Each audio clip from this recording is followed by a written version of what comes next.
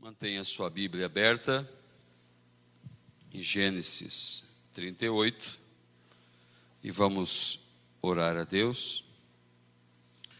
Querido e amado Pai Celestial, nós agradecemos tanto, Senhor, porque estamos reunidos em lugares celestiais em Cristo Jesus. E os hinos que entoamos, ó Pai, nos proporcionou uma atmosfera, um ambiente propício para que a Tua palavra seja falada, Senhor, ministrada. Então tenha toda a liberdade, Senhor. Usa minhas faculdades mentais, usa, Senhor, assim como sou, ó Pai, mas que eu possa, dentro de minhas limitações até mesmo, falar algo nessa noite a meus irmãos, que sirva, Senhor, de alimento para as suas almas. Eu assim oro a Ti, peço a Tua ajuda, em nome de Jesus Cristo. Amém, Senhor. Amém. Vamos então ler Gênesis 38, do versículo 24 em diante. Vamos pegar parte da leitura de domingo passado, para vermos o que acontece no desdobrar deste capítulo. E aconteceu que quase 3 meses depois, deram aviso a Judá, dizendo: Tamar, tua nora, adulterou, e eis que está pejada do adultério. Então disse Judá: Tirai-a fora, para que seja queimada. E tirando-a fora, ela mandou dizer a seu sogro: Do varão de quem são estas coisas eu concebi. E ela disse mais: Conhece, peço-te, de quem é este selo e estes lenços e este cajado?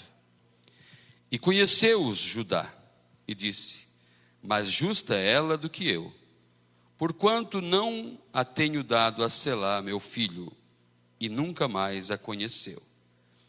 E aconteceu ao tempo de dar à luz, que havia gêmeos em seu ventre.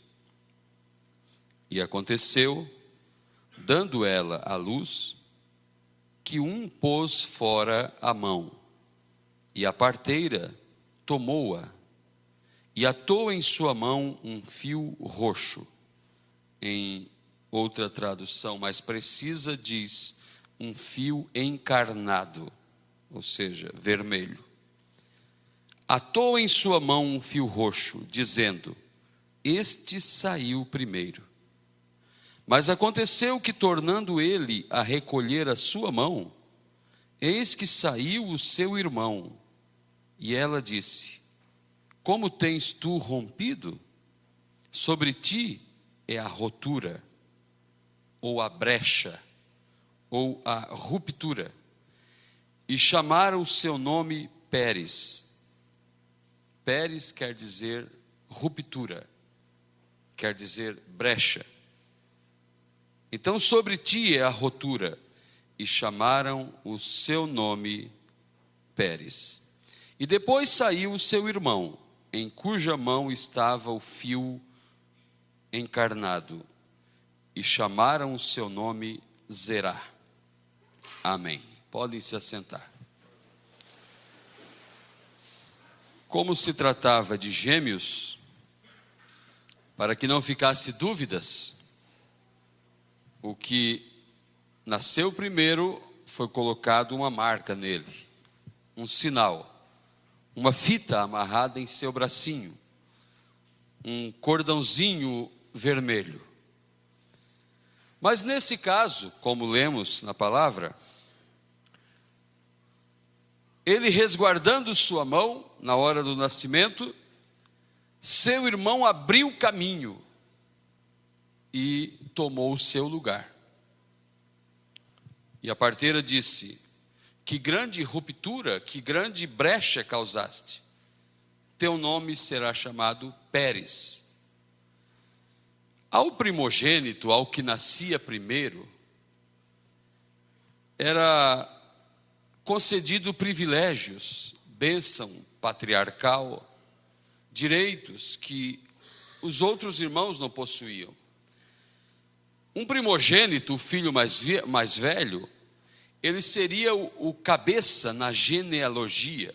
Seria contado que Judá gerou 2 pontinhos. Neste caso seria Zerá.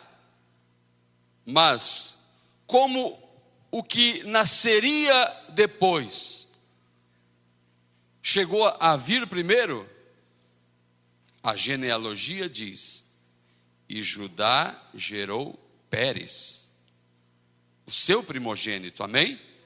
O seu mais velho. O filho mais velho do que nasceu primeiro é o próximo na sequência, na genealogia. Por isso nós vimos Jacó lutando tanto pela primogenitura, porque nasceu ele e Esaú, seu irmão, filhos de Rebeca. E Esaú, seu irmão, era o mais velho. Mas quando seu pai, Jacó, estava velho, ou Isaque, o pai de Jacó e o pai de Saul, ali na Bíblia, quando ele já estava velho, vimos Jacó até mesmo trapaceando seu irmão, e se passando por seu irmão, e tomando de seu irmão, que não ligava muito para a primogenitura. Porque vocês lembram que quando Esaú chegou da caçada e disse: dá-me esse prato de lentilhas, meu irmão, maninho. Ele disse: eu te dou, se me deres o direito da primogenitura. Ele disse: o que vale a primogenitura para um homem que está morrendo de fome? Passe o prato para cá. E Jacó guardou aquilo. E ele foi lá, naquela trapaça, com sua mãe, mas tudo era um plano. Deus tinha um plano arquitetado em sua mente, amém? E Jacó se passou para o seu irmão e levou dele a bênção. Vamos ler uma outra escritura, em Gênesis 48. Depois vamos voltar ao nascimento de Pérez, que veio de Tamar, sua mãe, e seu pai, Judá. Gênesis 48. Aqui nós temos o quadro de José trazendo seus filhos para que seu pai, que já estava velho, que era Jacó, abençoar. Diz assim a Bíblia, Gênesis 48, versículo 8. E Israel, que é Jacó, e Israel viu os filhos de José. Lembre-se, José era governador no Egito neste tempo, amém? Eu lembro do pastor Júlio, que quando está pregando e começa a citar a Bíblia, ele diz: leia sua Bíblia. Você deve conhecer as histórias da Bíblia, você deve conhecer as passagens bíblicas, nós devemos conhecer os personagens da Bíblia, amém? Então vimos que estava José, governador no Egito, sua família, seus irmãos, seu pai, por causa da fome que havia na terra, desceram ao Egito. E agora José tinha 2 filhos, e trouxe-os perante Israel, seu pai, perante Jacó, seu pai. Vamos ler, Gênesis 48, versículo 8. E Israel viu os filhos de José, e disse: quem são estes? E José disse a seu pai: eles são meus filhos, que Deus me tem dado aqui. Aqui era no Egito, né? E ele disse: peço-te, trazemos aqui para que os abençoe. Os olhos, porém, de Israel eram carregados de velhice, já não podia ver bem, e fê-los chegar a ele, e beijou-os e abraçou-os. E Israel disse a José: eu não cuidara ver o teu rosto, e eis que Deus me fez ver a tua semente também. Aleluia. Eu pensava que nunca mais te veria, meu filho, mas eu não somente estou te vendo, como vendo a tua semente. Versículo 12. Então José os tirou de seus joelhos, os meninos, né? E inclinou-se à terra diante da sua face. E tomou José a ambos eles, a Efraim na sua mão direita, à esquerda de Israel, e Manassés na sua mão esquerda, à direita de Israel, e fê-los chegar a ele. José, conhecedor das leis patriarcais, colocou o mais novo à mão esquerda de seu pai, ancião, e o mais velho, Manassés, à mão direita de seu pai, já adiantado em idade. Versículo 14. Mas Israel estendeu a sua mão direita e a pôs sobre a cabeça de Efraim, ainda que era o menor, e a sua esquerda sobre a cabeça de Manassés, dirigindo as suas mãos avisadamente, ainda que Manassés era o primogênito. E abençoou a José e disse: o Deus em cuja presença andaram os meus pais Abraão e Isaque, o Deus que me sustentou desde que eu nasci até este dia, o anjo que me livrou de todo o mal, abençoe estes rapazes, e seja chamado neles o meu nome e o nome de meus pais Abraão e Isaque, e multipliquem-se como peixes em multidão no meio da terra. Vendo, pois, José que seu pai punha sua mão direita sobre a cabeça de Efraim, foi mal aos seus olhos, e tomou a mão de seu pai para a transpor sobre a cabeça de Efraim a cabeça de Manassés.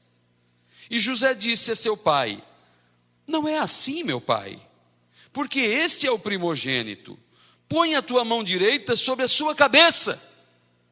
O pai está velho, o pai está meio caduco já, eu vou endireitar as suas mãos. Não é assim, meu pai. Versículo 19.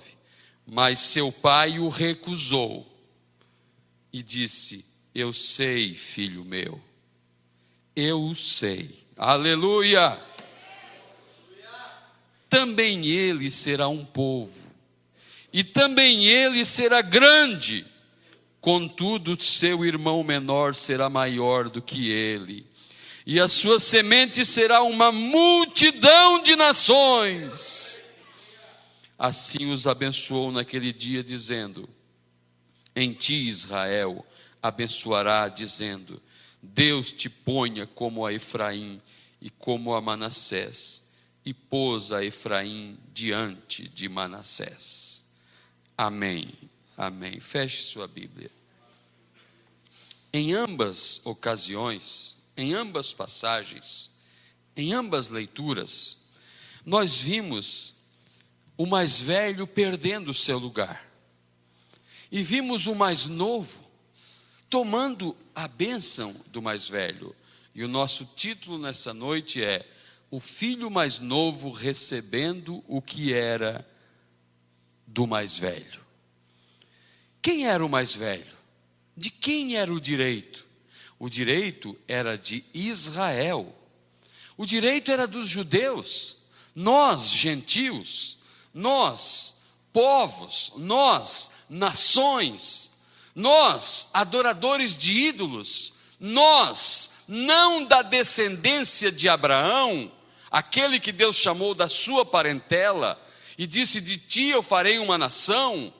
Nós não tínhamos o direito, mas Deus cruzou suas mãos, e a bênção que era para os judeus, que era para Israel, bateu no mais novo, os gentios. Aleluia, louvado é o nome do Senhor. Glória a Deus. Eu quero mostrar algo para vocês nessa noite, que já é do conhecimento, é claro, mas vamos relembrar algumas coisas da palavra. Israel, a nação de Israel, o povo que recebeu de Deus as leis através do profeta Moisés, eles celebravam anualmente, todos os anos, eles comemoravam, segundo as leis levíticas, eles celebravam 7 festas. Eles a faziam em 3 datas específicas no ano, porque diz a palavra: 3 vezes ao ano Israel subirá, todo varão se chegará a minha presença. Então eles iam a Jerusalém para adorar o Senhor. Na primeira ocasião, eles celebravam 3 festas: a festa do Cordeiro Pascual, a festa dos pães asmos, a festa do molho movido. Eles voltavam para suas casas. Depois de 7 semanas, eles estavam novamente em Jerusalém e se aglomeravam na grande cidade, na grande capital religiosa e a grande capital do país. E agora eles celebravam uma festa só, a festa de Pentecostes. Eles voltavam para seus lares e eles esperavam um grande período e voltavam para comemorar mais 3 festas: a festa das trombetas, a festa da expiação e a festa dos tabernáculos. Estas festas, espiritualmente, visto que o Velho Testamento é uma sombra, amém? Uma sombra, ela dá uma ideia do real. Se você vê a sombra de um homem sendo projetado na esquina ali onde você vai dobrar, não espere encontrar um elefante, porque a sombra denuncia que é um homem.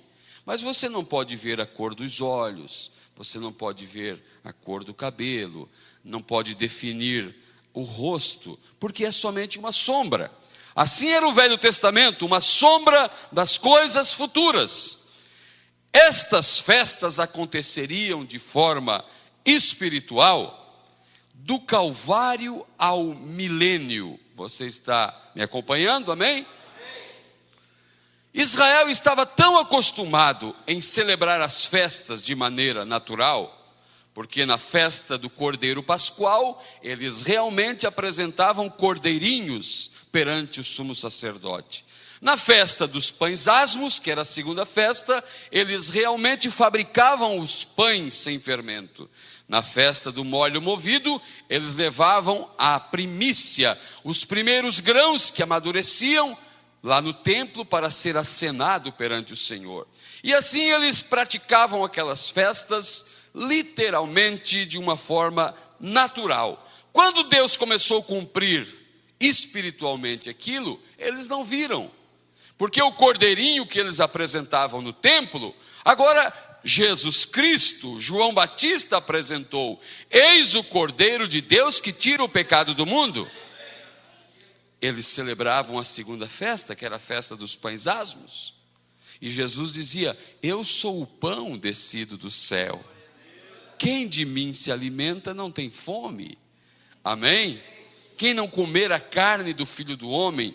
Eles celebravam, após a segunda festa, a festa do molho movido, no primeiro dia da semana, e Jesus Cristo foi o primeiro molho, o primeiro feixe que saiu da sepultura, o primeiro a ressuscitar. E disse Paulo: ele é a nossa primícia, a primícia dos que dormiram. Israel não viu essas coisas acontecendo. Por não ver, por não prestar atenção, por não conectar as escrituras em seu dia, eles se perderam no tempo. Muito embora Jesus veio para os seus, e os seus, diz a Bíblia, não o receberam. Aí está o menino colocando sua mão, recebendo o sinalzinho, mas saindo de cena. Aí está o mais velho, e Jacó, Israel, cruzando as mãos, e o mais novo recebendo a bênção. Amém? Porque Israel perdeu uma grande festa, que era a festa pentecostal, que era um tipo das 7 eras da igreja. A nação de Israel não viu as 7 eras da igreja acontecendo, porque lá na festa de Pentecostes eram contadas 7 semanas. Então eles voltavam para Israel no dia 50º. A palavra Pentecostes quer dizer 50 dias após. Penta é 50, vem do número 5, numa palavra grega. E a palavra Pentecostes quer dizer 50 dias após a última festa. Então comemoravam a festa de Pentecostes. Isto é um tipo das 7 eras da igreja. 7 vezes 7. Amém? Eu só estou passando para chegar em uma festa daqui a pouco. O direito era deles, mas eles rejeitaram. Em Isaías 65, versículo 1, diz a palavra: fui buscado dos que não perguntavam por mim. Quem que não perguntava pelo Senhor? Os gentios. Nós, as raças da terra. Fui achado daqueles que não me buscavam. A um povo que não se chamava do meu nome, eu disse: eis-me aqui. Aleluia. Então eles perderam seu lugar, deixaram sua posição. Eles perderam a primeira festa, a segunda, a terceira, a quarta festa. A quinta festa lá do Velho Testamento é a festa das trombetas.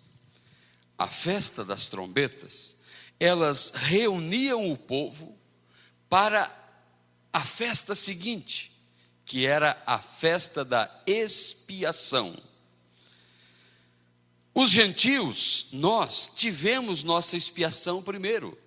Expiação quer dizer voltar à origem, voltar à posição, quer dizer perdão pleno concedido.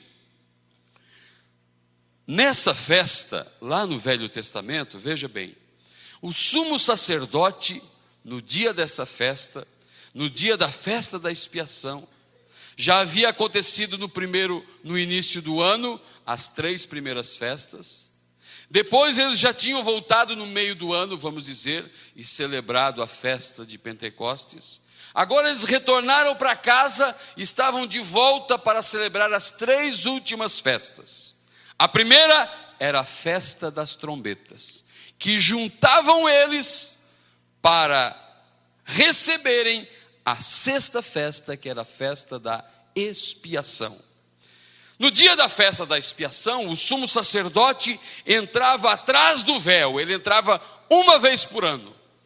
E ele entrava e fazia intercessão, primeiramente por ele e depois por toda a nação de Israel. E era um dia de muita comemoração, porque era chamado também do dia do perdão abundante.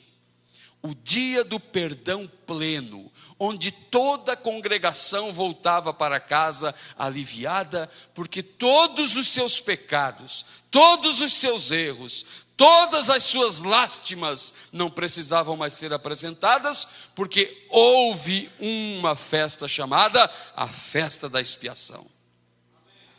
O sumo sacerdote entrava com sangue atrás do véu, e depois que ele aspergia sangue 7 vezes sobre a face do propiciatório, atrás do véu, ele mudava as suas roupas, diz a Bíblia. Ele tirava a sua vestimenta, a qual ele esteve ali atrás do véu. E atrás do véu a coluna de fogo, o pilar de fogo descia sobre ele. E o sumo sacerdote, ao sair daquele lugar, ele não podia chegar diante das pessoas com a mesma roupa. Ele tinha que mudar suas vestimentas. Ele se apresentava com outra vestimenta ali. E a congregação, isso quer dizer, a nação inteira de Israel estava esperando a saída do sacerdote.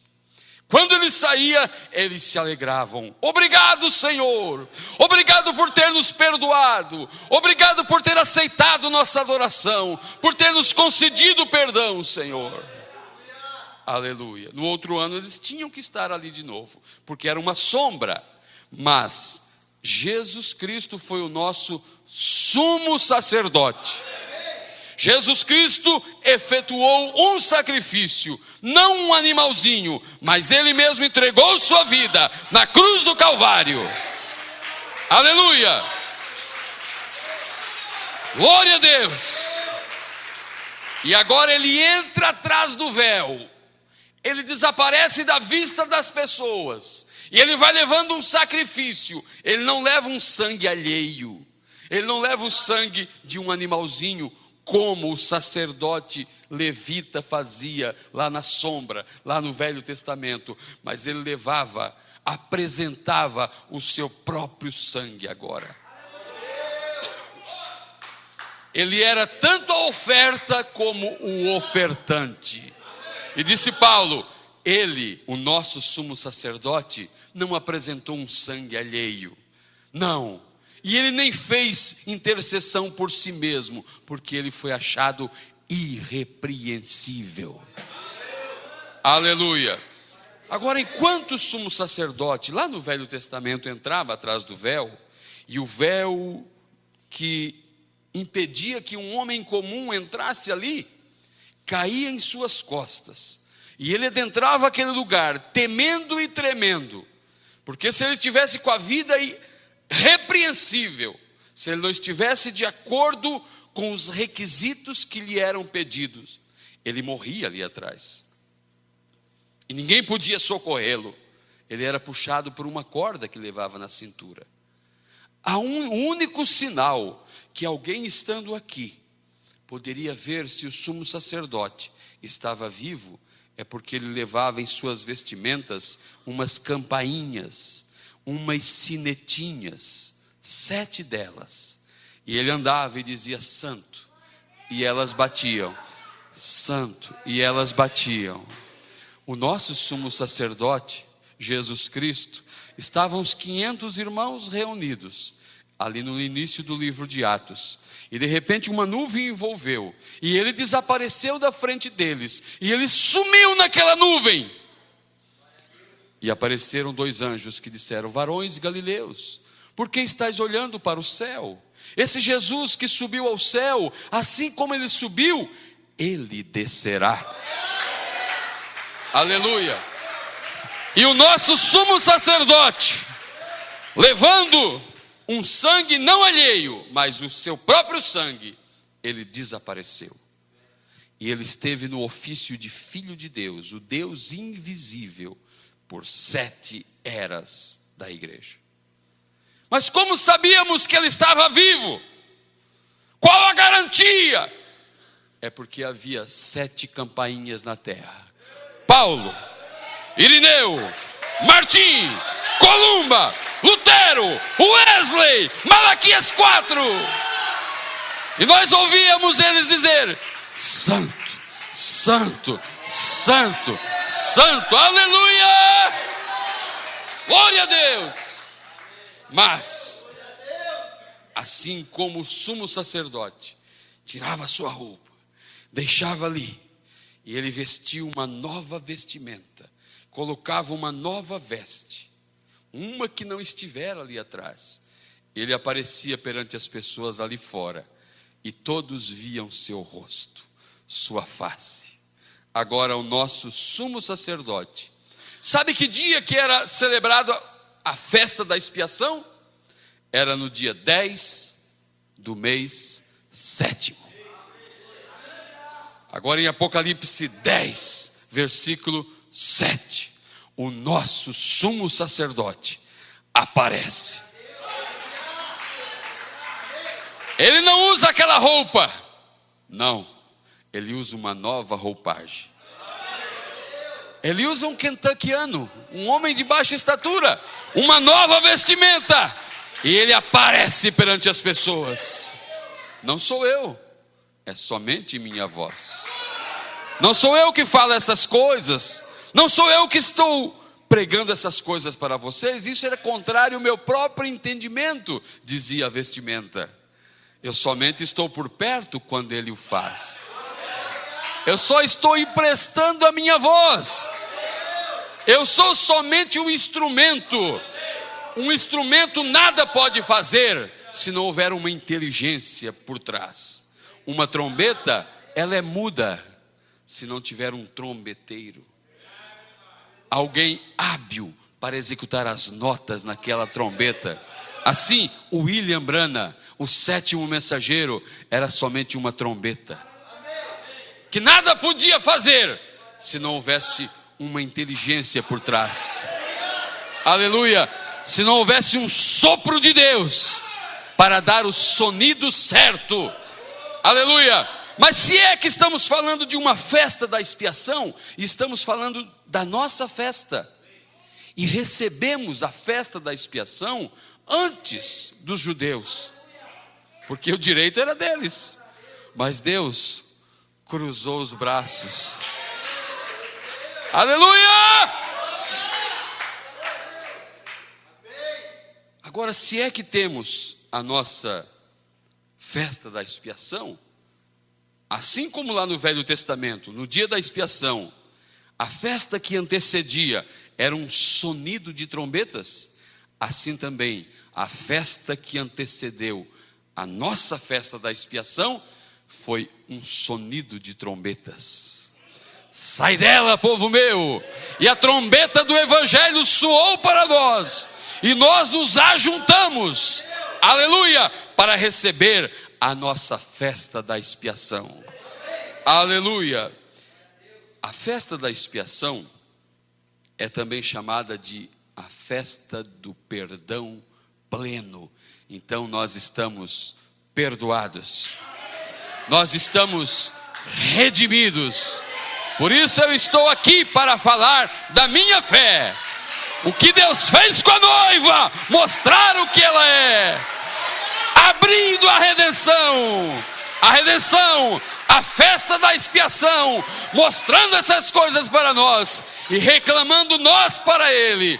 Por isso eu posso dizer que redimido, estou voltando.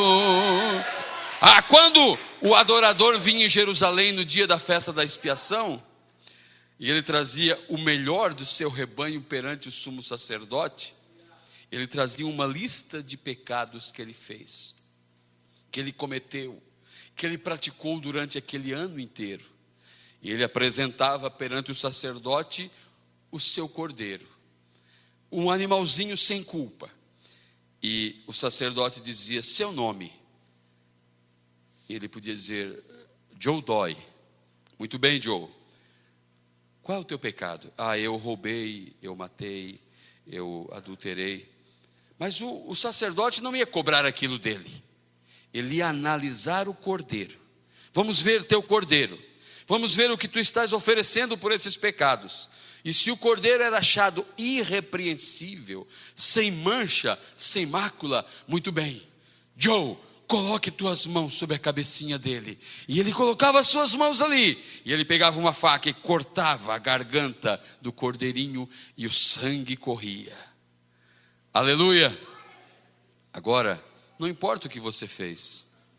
Não importa, se você tem um cordeiro para apresentar, Deus não vai cobrar o que você fez. Mas você tem que apresentar um cordeiro. E mais uma coisa, um cordeiro sem mancha, sem mácula, não uma denominação, não um rezar de Ave Marias, não algum santo intercessor, não alguma igreja, não alguma penitência, não uma semana disso, daquilo outro. Você apresenta Jesus Cristo. Aleluia! Jesus Cristo, o que morreu, mas ressuscitou. Aleluia! Quando em Apocalipse 5 João chorava, e alguém disse, não chores, João. E João parou o seu choro, recobrou seus sentidos.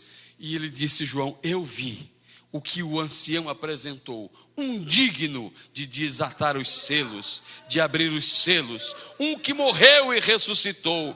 E ele disse, eu vi um cordeiro como sendo imolado, vindo da eternidade. Diz o irmão Brana, João não viu uma procissão de santos, São Tomé, São Pedro, Santa Maria, Santo Inácio, denominação tal, denominação A, B, C. Ele viu um cordeiro, o nosso cordeiro. Aleluia! Agora, a festa das trombetas para os judeus, porque o irmão Brana chega a dizer na mensagem a festa das trombetas, que essa festa das trombetas não é para nós os gentios. Para nós foram as 7 eras da igreja. Para nós são os 7 selos. Para os judeus são as 7 trombetas. O que fez essas trombetas para os judeus? O que causou sobre eles? Diz o profeta. foram sopros de guerra que os agitaram por toda a Europa, por todos os lugares que eles estavam, porque veja bem, quando eles escolheram Barrabás e não Jesus, quando escolheram a morte, o assassino, no lugar da vida, e Pilatos disse: quem quereis que eu solte? Barrabás ou esse Jesus chamado Cristo? Solte Barrabás. E o que eu faço com esse Jesus chamado Cristo? Crucifica-o. E que o sangue dele caia sobre nós e sobre nossos filhos. Eles chamaram vingança sobre eles, os judeus. Que o sangue dele caia sobre nós e nossos filhos. Se alguém tiver que pagar alguma coisa, Pilatos, nós pagaremos, não tem problema. 40 anos depois daquilo, começou a vir sobre eles aquilo que eles chamaram. Porque o exército do general Titus veio de Roma a fim de exterminar com a Judéia, devido aos muitos conflitos políticos que havia ali. Porque eles sempre estavam querendo levantar um Messias para expulsar os romanos. E Jesus, o Messias, veio para dar liberdade a eles, não liberdade como Moisés deu, tirando de uma terra para outra, mas liberdade espiritual, levá-los para o reino dos céus. Amém? Então eles estavam naquelas revoltas e veio o general Tito, sitiou Jerusalém e matou os judeus, e eles começaram a ser levados para todas as terras, e a Judéia ficou deserta. E agora passaram-se os anos, Israel na ignorância, e Deus tratando com 7 eras da igreja, com Paulo e um povo, com Irineu e um povo, e Deus tratando com Lutero e um povo na Alemanha, e Deus trouxe John Wesley na Inglaterra, e os judeus na ignorância. Estão acompanhando? Porque eles perderam todas aquelas festas em seu cumprimento espiritual, porque acharam que tinha que continuar com os cordeirinhos, e não reconheceram Jesus Cristo como o cordeiro provido por Deus, muito embora João Batista anunciou: aqui está o Cordeiro de Deus que tira o pecado do mundo. Eles ficaram o tempo todo na ignorância, mas a bênção que estava sobre Jacó, a bênção que estava sobre José, a bênção que estava sobre Abraão, era com eles. E eles chegavam na Europa, na Polônia, na Alemanha, na Itália, na Bélgica, em todos os lugares, superpovoava as cidades, e eles eram o dono da joalheria, eles eram o dono da loja, eles eram o dono do banco, os melhores professores, os melhores músicos, os melhores artistas, um povo apto, perito nas artes, e eles cresciam e enriqueciam.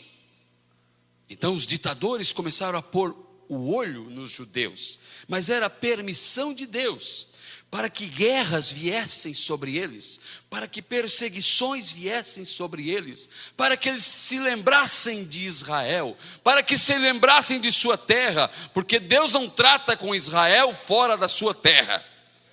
Você lembra-se de Noemi e Ruth voltando para a sua terra, amém? Então eles teriam que voltar, e como eles estavam estabelecidos nas nações, as trombetas, que foram guerras, sopraram sobre eles. A 5ª trombeta foi a Primeira Guerra Mundial. A 6ª trombeta foi a Segunda Guerra Mundial, soprada por um demônio chamado Hitler, que assassinou milhares e milhões de judeus. Mas quando terminou a Segunda Guerra, os aviões e os navios da ONU começaram a levar o restante dos judeus que estavam por toda a terra de volta para a Palestina. E eles tiveram um desejo de voltar, e brotou neles um desejo de que o Messias aparecesse no meio deles. O Messias quem é? O que eles rejeitaram é Jesus Cristo. O que eles rejeitaram? Jesus Cristo e seu sacrifício, Jesus Cristo e sua palavra. Agora veja, a Bíblia diz ali que na 6ª trombeta morreu a 3ª parte dos homens. Se nós temos a compreensão que aquelas trombetas não é para nós, é somente para os judeus, a festa das trombetas está ali, em Apocalipse 8 e Apocalipse 9, as 7 trombetas. Muito embora a 7ª esteja no capítulo 11. Mas ali está as 7 trombetas. Ali está registrado a festa das trombetas para os judeus. Para que eles fossem empurrados para a sua pátria. E lá eles recebam, como nós já recebemos, a festa da expiação. Eles vejam, eles tenham a revelação da palavra. E disse o profeta: a 7ª trombeta é para os judeus o mesmo que o 7º selo foi para a igreja. Aleluia! Mas nós recebemos primeiro, porque Deus cruzou as mãos e abençoou o menor primeiro.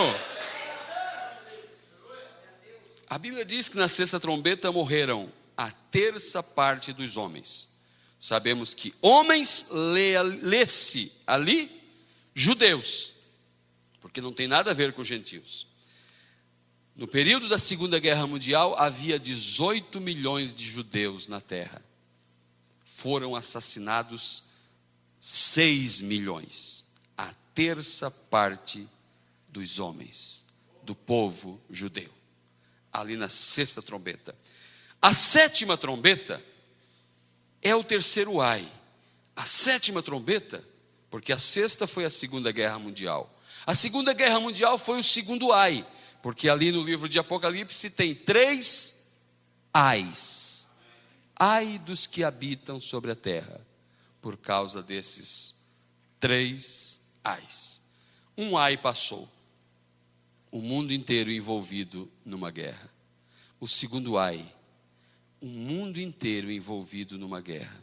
Só não chegou no Brasil porque não era tempo do mundo ser destruído com as bombas atômicas que já estavam nos hangares e tudo mais, porque Deus ainda tinha planos, Deus tinha eleitos, Deus tinha gente, Deus tinha sementes, tinha filhos ainda para trazer.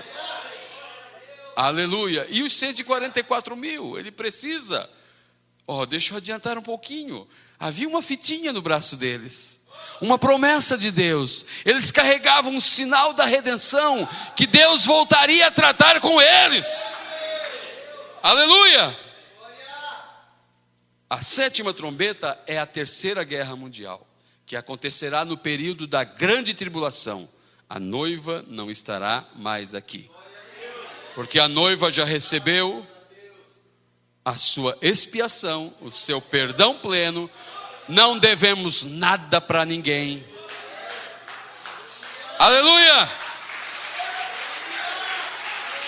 Glória a Deus! E agora só falta a última festa para nós. E a última festa tem a ver com a nossa ida ao lar. Agora, a 7ª trombeta para Israel é também a grande tribulação para o mundo. Porque quem vai abrir a grande tribulação é Moisés e Elias, as 2 testemunhas de Apocalipse 11. E ela será aberta com um grande terremoto. Agora também a 7ª trombeta, assim como a mensagem que pregamos, é condenação para o mundo, mas é salvação para a noiva. É juízo para o mundo. Eu acuso essa geração pela segunda crucificação de Jesus Cristo. Não era um homem simplesmente pregando um sermão, era um profeta de Deus proferindo palavras da mente de Deus. Então, houve o julgamento, por isso o profeta pregou por mais de uma vez: o julgamento, um julgamento, o julgamento. Almas que estão em prisão agora, eu acuso essa geração. Porque a mesma mensagem que condena, o mesmo juiz que pode sentenciar a morte sobre alguém, pode também libertar alguém. A mesma palavra que trouxe juízo para o mundo, para aqueles que rejeitam, trouxe libertação, liberdade para nós, graça, misericórdia. Aleluia! Então, é a 7ª trombeta a destruição desse mundo, é a terceira guerra mundial, é a grande tribulação. Mas também é o chamamento dos 144 mil, que já estão em Israel. Depois da Segunda Guerra Mundial, em 1948, se não me falha a memória, Israel é uma nação reconhecida. E a sua antiga bandeira, azul e branca, está tremulando lá como uma nação. Isso não acontecia desde o tempo que eles foram levados cativos para a Babilônia, quando Daniel foi, Sadraque, Mesaque, Abednego. Mas agora, depois da Segunda Guerra Mundial, devolveram as terras. Por isso essa intriga entre palestinos e judeus, porque aquelas terras, aquela faixa de Gaza, Deus deu para Abraão e para a semente dele. E um povo que ficou lá, árabes, que ficaram lá nas terras, enquanto os judeus estavam espalhados pelas nações, eles dizem: não, isso aqui é nosso. Israel disse: não, isso aqui é nosso. Deus deu para o nosso pai Abraão. Você abre o jornal, é bomba de lá, bomba de cá, porque estão lutando por aquilo que é deles. Eles voltaram para ali depois da Segunda Guerra Mundial, porque Deus precisava reunir a nação inteira. E dentro dessa nação israelita que está lá, há 144 mil eleitos, segundo Apocalipse 11, 12 mil de cada tribo, que receberão a 7ª trombeta, a abertura da palavra, receberão a festa da expiação, receberão redenção. Amém? Então, a 7ª trombeta é também o chamamento dos 144 mil. As 6 primeiras trombetas, o que foram as trombetas para os judeus? Guerras, sopros de guerras, e sopraram sobre eles, para que eles fossem levados de volta à sua pátria, porque uma trombeta, ela declara uma guerra, uma trombeta junta o povo para algo, para uma festa, para algo, uma trombeta apresenta alguém importante, é o que uma trombeta faz. Então as trombetas soaram e levaram Israel para a sua pátria. A 7ª trombeta, que é uma trombeta de sonido duplo, Moisés e Elias, ajuntará eles em torno da palavra. E essa mesma trombeta, Moisés e Elias, apresentará a pessoa importante para eles. Porque a nossa trombeta apresentou a pessoa importante para nós. Aleluia! Glória a Deus. Agora veja, as 6 primeiras trombetas estão aqui em Apocalipse, no capítulo 8 e no capítulo 9. Daí parece que erroneamente a Bíblia faz uma intervenção em um capítulo inteiro, e a 7ª trombeta só aparece no capítulo 11. Mas entre a 6ª trombeta, que foi Hitler, que foi a Segunda Guerra, que foi a perseguição, o holocausto aos judeus, a matança dos judeus, amém? Entre a 6ª trombeta, que está em Apocalipse 9, e a 7ª trombeta, que é o selamento dos 144 mil, no meio, na brecha, aparece Apocalipse 10. Era para eles aparecer direto, mas de repente nós irrompemos numa brecha, numa grande ruptura. Aleluia!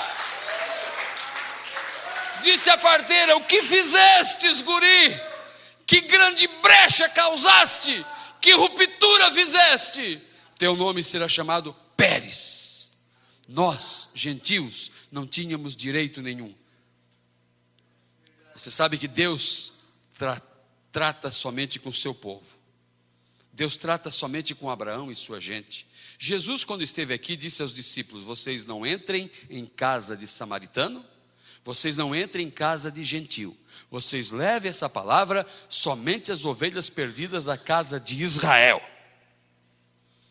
Quando aquela mulher cirofenícia, grega, vinha clamando após Jesus, dizendo: Jesus, filho de Davi, tem misericórdia de mim, minha filha está endemoniada, tem misericórdia de mim. E os discípulos disseram: mestre, não dá mais de suportar essa mulher, essa grega, essa gentia. Ela vem berrando atrás de nós, faz 40 minutos já. Despede ela. E ela correu mais perto e disse: Senhor. Jesus parou. Sim, dama. Não a chamou de dama, mas seu gesto interrompeu a caminhada. Ela disse: olha, e Jesus disse: eu não vim senão as ovelhas perdidas da casa de Israel. E outra coisa, mulher, não é lícito tomar o pão da mesa dos filhos e dar aos cachorrinhos, porque ela não tinha direito, ela era uma gentia. Ela disse assim: eu sei, Senhor, mas os cachorrinhos comem as migalhas que caem da mesa de seus senhores. Eu quero somente uma migalhinha, não quero o pão inteiro, quero somente uma migalhinha. Jesus disse: olha, grande é a tua fé, vai em paz. Desde agora a tua filha ficou curada, sã, porque fizestes tal ação, tal gesto. Então, nós não tínhamos nada a ver com salvação. E Deus, quando mostrou para Daniel a história de seu povo, em Daniel capítulo 9, Deus disse: Daniel, porque o povo de Daniel estava todo na Babilônia. E Daniel buscava ao Senhor, e disse: eu, Daniel, busquei ao Senhor e comecei a orar e pedir perdão a mim e a meu povo. Por que eles estavam na Babilônia? Porque eles pecaram, porque eles esqueceram das leis do Senhor. E Deus permitiu que um rei gentil, poderoso, se levantasse. Se eles estivessem posicionados, Nabucodonosor não teria progresso em Israel. Porque quantas vezes Deus livrou o seu povo de reis poderosos, com facões e enxadas por ali, e ancinhos, e alguns instrumentos de lavoura, mas eles abandonaram a palavra de Deus, e Deus permitiu que os caldeus viessem e levassem cativo o povo judeu, o povo de Israel. E há muitos belos hinos que falam disso. Quando aquele hino daquele grande compositor diz: chora Israel, Babilônia não é o teu lugar. Chora Israel, Babilônia não é teu lugar. Clame ao teu Deus, Ele te ouvirá, do inimigo te libertará. Quando em cativeiro te levaram de Sião, e os teus sacerdotes prantearam de aflição, foi como morrer num lamento só. Caminhava triste o povo forte do Senhor. Deixaram sua pátria, os nobres, os ricos, as donzelas, as moças, os moços, os meninos, a nação inteira, os sacerdotes. E na bagagem dos soldados babilônicos ia os vasos do templo, o tesouro do templo, os vasos sagrados, as peças de ouro, de prata da casa do Senhor. E eles choravam e ficaram na Babilônia. E Daniel entrou na Babilônia com 12 anos. E Daniel tinha nele o espírito de profeta. E um dia Daniel orando ao Senhor, porque ele disse: eu estava lendo o livro do profeta Isaías, disse Daniel, e eu entendi pelos livros que o tempo do cativeiro estava terminando. E nós entendemos pelos livros que o cativeiro tem terminado. Aleluia! E ele disse: eu comecei a orar o Senhor e buscar o Senhor com jejum e oração, e comecei a me derramar na presença de Deus. Então um anjo veio para mim. Disse: Daniel, faz 21 dias que tua oração foi ouvida, mas havia um impedimento terrível. Mas eu vim para te declarar, para dizer que és homem muito amado nos céus. E agora entende, te será aberta a palavra. 70 semanas haverá sobre o teu povo. E quando o anjo disse isso, ele estava contando do tempo que eles sairiam do cativeiro na Babilônia. E eles voltariam para a reconstrução da cidade, a reconstrução dos muros, a reconstrução do templo, a reconstrução das praças, das ruas. Seriam 49 anos, que são 7 semanas proféticas. Depois da reconstrução pronta, até o Messias, 62 semanas de anos, que dá 400 e alguma coisa de anos. E depois, então, 62 semanas, cada semana representava 7 anos. Mais 7 semanas da reconstrução, temos quantas? 62 mais 7. 69 semanas. O anjo disse: Daniel, Deus vai tratar com o teu povo. Eu vim para te fazer entender isso, que há um tempo de Deus voltar a tratar com teu povo que está aqui cativo, teu povo que está aqui não tem um templo para ir, amém? Teu povo que está aqui sem liberdade de adoração. E Daniel abria as janelas da sua casa em direção a Israel, porque ele lembrava da oração de Salomão, quando inaugurou o templo, disse: Senhor, quando o teu povo, se porventura estiver cativo em alguma nação estrangeira, e olharem para esse templo, para essa direção, e levantarem suas mãos e sua voz em oração, abençoa eles. Daniel abria a janela e olhava em direção a Israel e orava ao Senhor. E vocês conhecem a história. Isso lhe causou ser jogado na cova dos leões. Mas o anjo disse: Daniel, 70 semanas, cada semana representa 7 anos. 70 semanas estão determinadas sobre o teu povo, sobre a santa cidade.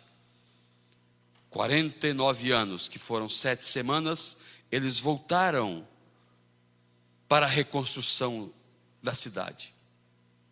Depois, 62 semanas, que foram 400 e poucos anos, até o Messias.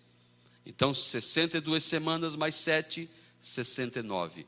Para encerrar o número de semanas que o anjo disse para Daniel, em Daniel capítulo 9, faltou só uma semana. Uma semana representa 7 anos. Jesus pregou para os seus por 3 anos e meio. Amém? Moisés e Elias vão pregar para os 144 mil por 3 anos e meio. 3 anos e meio da pregação de Moisés e Elias, Deus trazendo redenção a seu povo, aos que perderam o direito. 3 anos e meio de pregação da palavra aos 144 mil. Somados mais 3 anos e meio que Jesus pregou para eles, nós temos a última semana. Não é isso? 3 anos e meio ali, 3 anos e meio aqui. Onde aparecemos? Nós rasgamos a última semana no meio. A última semana foi partida no meio. E apareceu um povo em 7 eras da igreja. Apareceu a ruptura, apareceu a brecha. E aí então Deus recolhe um povo entre os gentios para o seu nome. Aleluia! O direito era inteiro deles, mas Deus cruzou seus braços. Amém? Graças a Deus. Aleluia! Glória a Deus. Louvado é o nome do Senhor. Vamos indo para o final aqui. A festa da expiação, aquela que acontecia no Velho Testamento, e agora nós vimos como que ela tem acontecido conosco.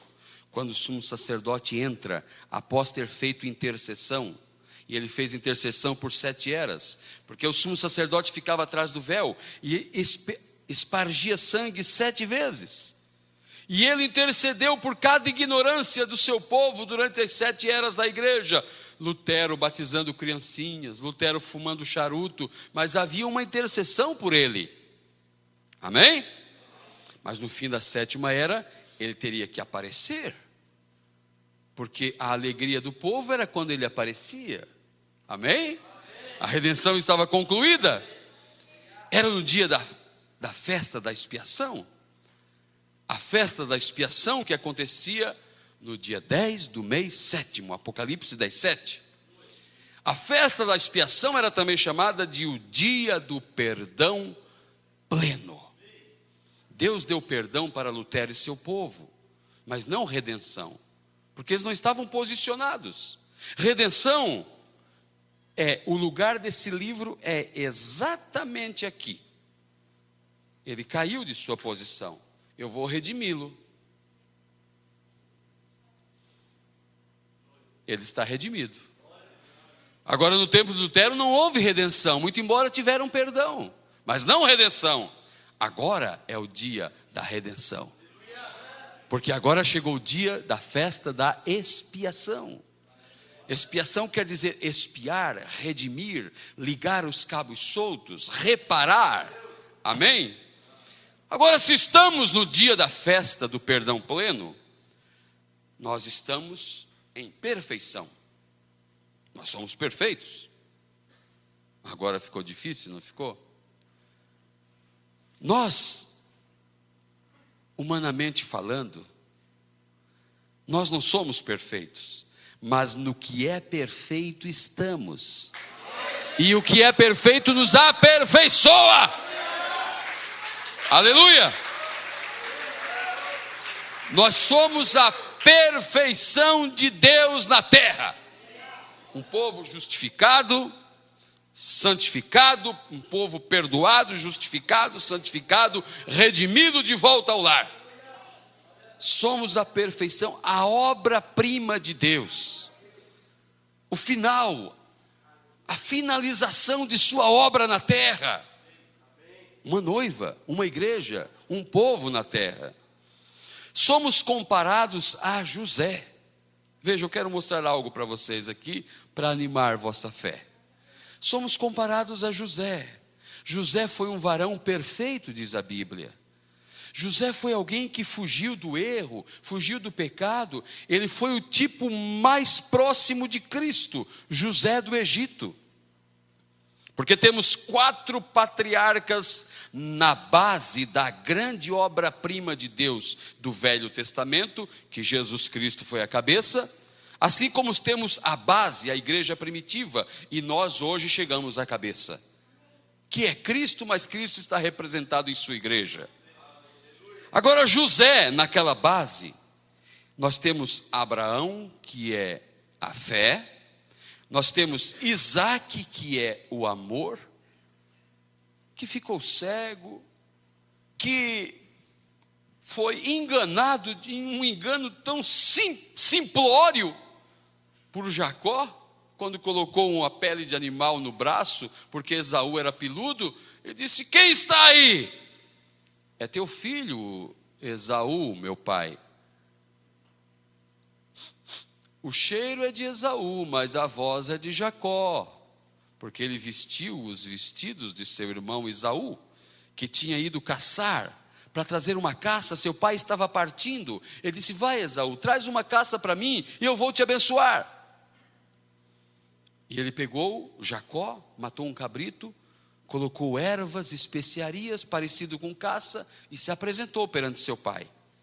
E seu irmão, ele vestiu as roupas de seu irmão era peludo, ele liso, colocou uma pele de um animal no braço, e Jacó disse: aproxima-te, meu filho. Pai, aqui está a caça que eu preparei. Era o cabrito. E ele segurou no braço. O velho ancião, que é um tipo do amor. A Bíblia diz que o amor não suspeita mal, não trata com leviandade, tudo crê. Foi fácil para Jacó, que é um tipo da graça, que, desculpe a expressão, não valia nada, mas era a graça. Deus alcançou ele e mudou o nome dele, transformou ele de um enganador a um príncipe com Deus. Então Jacó era um tipo da graça. Está ali o Jacó, antes de ter a mudança em sua vida, enganando o amor. E foi fácil enganar o amor, porque o amor não suspeita mal, em tudo crê, tudo confia. Não é verdade? Aí quando ele colocou a mão: meu filho Esaú. É Esaú, porque é peludo. Era Isaac o amor. Então Abraão a fé, Isaac o amor, Jacó a graça e José a perfeição. José fugindo da mulher de Potifar, José um tipo de Cristo tão perfeito, e nós somos comparados em todos, mas nesta etapa da jornada, nesta abertura da palavra, somos comparados a José, a perfeição. Mas o único arranhão na vida de José foi um dia que ele precisou da ajuda da graça, porque o único perfeito foi Cristo. José, como era falível, como era homem, tinha que deixar sua marca, sua falha. Quando seu pai veio para o Egito, e com seus irmãos, Jacó disse assim: pai, quando chegarem na presença de Faraó, o pai não diz que é criador de ovelhas. Agora nós encontramos a perfeição dizendo para a graça mentira. E aquilo era fácil para Jacó. E enganou seu irmão, enganou seu pai, enganou seu tio Labão. Era uma vida de enganos. Só que um dia ele saiu mancando de uma situação, porque Deus mudou a sua vida, feriu a sua coxa, mudou o seu nome. E agora não mentia mais. Pai, quando fores na presença de Faraó, digas que é criador de gado, porque os egípcios abominam criadores de ovelhas. Jacó baixou a cabeça. E agora a graça iria entrar em ação para defender a perfeição. Quando os irmãos de José foram no Egito e não conheceram José, porque pensavam que estava morto, e ele agora tinha vestes egípcias, seu cabelo raspado como um egípcio, falava como um egípcio, assim como Jesus hoje não é reconhecido pelos judeus, porque ele tem maneiras gentias. Ele veste-se com roupas gentias. Eles não veem que é José, Jesus Cristo.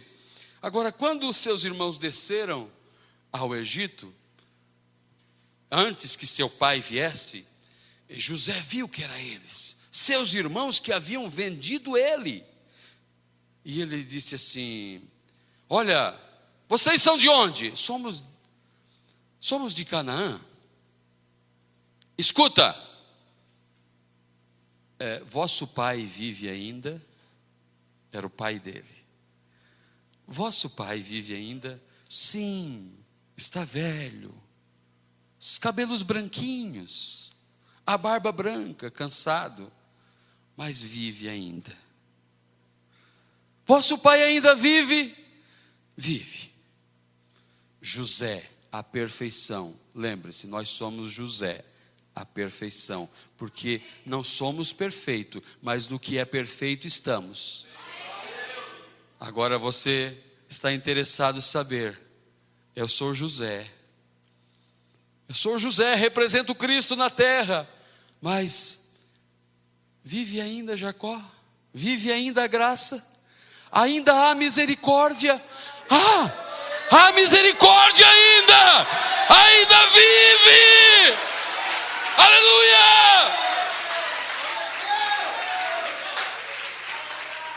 Muito embora essa palavra nos aperte e nos cobre tanto, mas a graça ainda vive. E quando a graça chega na presença de Faraó, Jacó diz: o que faz meus servos sobre a terra? Qual o ofício de vocês? A graça entra em cena e tapa o erro da perfeição. José diz: teus servos, ó rei, são criadores de ovelhas. Aleluia, a graça cobrindo a falha da perfeição. Aleluia. A sétima trombeta, vamos terminar, amados. A sétima trombeta os chama para reconhecerem a Cristo, porque nós já conhecemos a Cristo, nós já vimos a Cristo, e eles vão ver Cristo, Filho do homem, Cristo a palavra. Não, aquela ideia que Jesus vai descer ali no meio de bomba, no meio de problema, nessa terra cheia de pecado, e mostrar literalmente as mãos furadas, isso é antes da revelação vir. Nós sabemos que eles vão reconhecer as feridas através da palavra, através da pregação da palavra. Eles estiveram muito tempo na ignorância, por esses 2000 anos na ignorância. os 144 mil, eles são comparados com o irmão mais novo de José, que quando ele foi levado para o Egito, um irmão apareceu em sua família, Benjamim. Benjamim era o filho mais novo, era o irmão mais novo, filho de Raquel, o mesmo pai de José. E José não conhecia Benjamim. Os 144 mil é esse filho mais novo, que nasceu agora, que aparece agora. Amém? Deixa eu dizer algo mais aqui, não quero deixar nada para trás essa noite. Quando José despediu seus irmãos, ele planejou algo para que eles tivessem que voltar para ali. E ele queria fazer algo que eles fossem obrigados a trazer o seu pai e o seu irmão que ele não tinha visto ainda, que não o conhecia, o irmão que não conhecia José, os 144 mil que não conhecem José Cristo. E José coloca a sua taça na bolsa de Benjamim, a taça que o rei bebia vinho. A taça, o vinho é um tipo do sangue de Cristo, aponta para a redenção. José marcando a vida de Benjamim, marcando os 144 mil. Aleluia!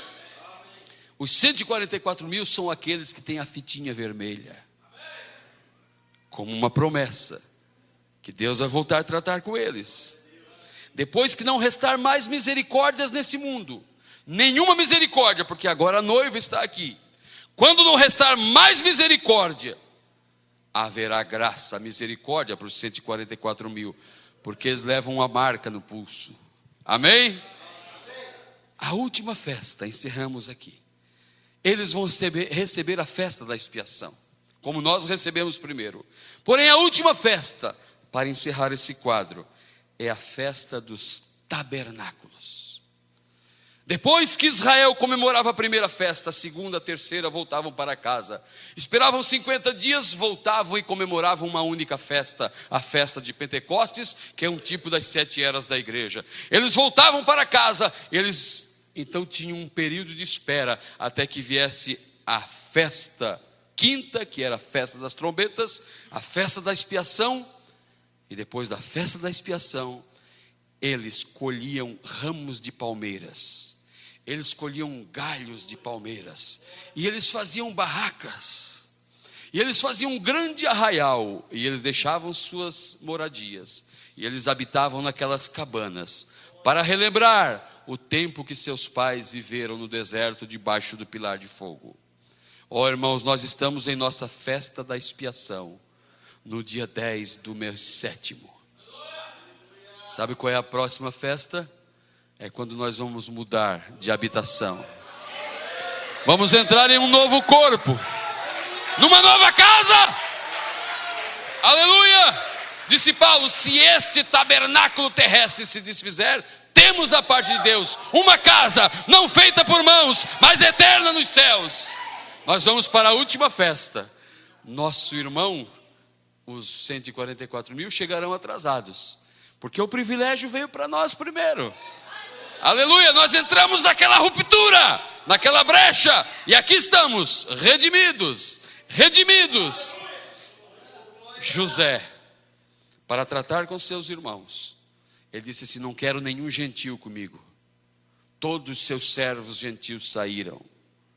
Sua esposa ele deixou no palácio, porque agora José lá no Egito, um tipo de Cristo, ele tinha uma esposa gentia.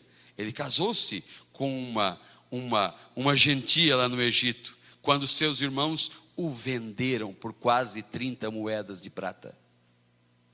Jesus Cristo, quando foi vendido por seus irmãos, ele casa-se com uma esposa gentia. Aleluia! Você é essa esposa? Glória a Deus! Você está vendo os quadros dentro dos quadros? E os tipos dentro dos tipos? Como falamos outro dia. Agora José deixa sua esposa no palácio e vai lá tratar com seus irmãos. Vive ainda meu pai? Quer dizer que tem um irmão mais novo ainda? Tem uns 144 mil ainda? Vive ainda meu pai? Há graça ainda? Para eles há graça ainda, amém? Como há graça para nós hoje. Então, o nosso José, aquele que quando saía na rua, uma trombeta anunciava sua chegada. Uma trombeta anunciou a vinda do nosso José, o anjo forte que desceu do céu, aquele poderoso, o governador de toda a terra. E ele agora tem uma esposa, ele deixa sua esposa no palácio. Que palácio é esse? É o novo corpo, é a nova habitação. Nos deixa em nosso palácio, disse Jesus. Não turbe o vosso coração, na casa de meu pai há muitas moradas. O irmão Branham diz, moradas ali são corpos, teofanias, lugares de habitação. Eu habito aqui, mas essa casa está ficando velhinha. Essa casa aí já tem muitas avarias nela, alguns probleminhas aqui, umas goteiras ali, outras ali, mas eu tenho uma casa novinha para morar. Essa não sofre ação do tempo, porque é eterna. Aleluia! E ele nos deixará no palácio e voltará para tratar com seus irmãos, os 144 mil. Ele o faz através de Moisés e Elias, a 7ª trombeta, e disse o profeta, a 7ª trombeta é para Israel, o mesmo que o 7º selo foi para a igreja. Redenção para eles, redenção para nós. Há um corpo esperando por ti, do outro lado. Ele preparou um caminho para você chegar nesse corpo. Estava morto em delitos e em pecados. Há uma teofania, há um palácio. Entre as 6 e 9 horas da manhã é quando o rapto acontecerá. Entre as 6 e 9. Aleluia! Numa dessas manhãs. Por isso um dia eu darei esse passo à minha teofania. Não sei o que o irmão Adão vai cantar, mas vai cantar um desses. Que um dia nós daremos esse passo à nossa teofania. Há um corpo esperando por nós. Há uma festa ainda para nós participar. A festa dos tabernáculos. Aleluia! Cada um com seu tabernáculo, com um novo corpo. Aleluia, no fulgor da sua juventude. Saltando, se alegrando na presença de Deus. Se nos alegremos aqui, imagina lá. Aleluia! Esperando depois a chegada dos judeus. Glória a Deus, para ter um milênio na terra, para depois adentrarmos eternidade adentro. Deus os abençoe, no nome do Senhor Jesus Cristo. Aleluia.